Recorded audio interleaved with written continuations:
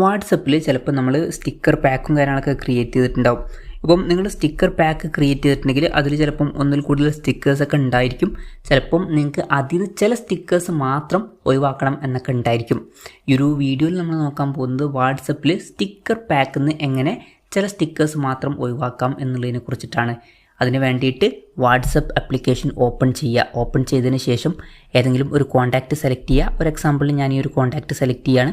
എന്നിട്ട് ഇവിടെ stickers option കാണാൻ പറ്റും, അതിൽ ക്ലിക്ക് ചെയ്യുക. ക്ലിക്ക് ചെയ്താൽ ഇവിടെ ലാസ്റ്റ് നമുക്ക് സ്റ്റിക്കേഴ്സ് ഓപ്ഷൻ കാണാൻ പറ്റും, അതിൽ ക്ലിക്ക് ചെയ്യുക. താഴത്തോട്ട് സ്ക്രോൾ ചെയ്താൽ നമ്മൾ ക്രിയേറ്റ് ചെയ്തിട്ടുള്ള സ്റ്റിക്കർ പാക്ക് ഇവിടെ കാണാൻ പറ്റും. ഇതിൽ നിന്ന് ഏതെങ്കിലുമൊക്കെ സ്റ്റിക്കേഴ്സ് റിമൂവ് ചെയ്യണമെന്നുണ്ടെങ്കിൽ ആ ഒരു സ്റ്റിക്കറിൽ ലോങ് പ്രസ് ചെയ്ത് പിടിക്കുക.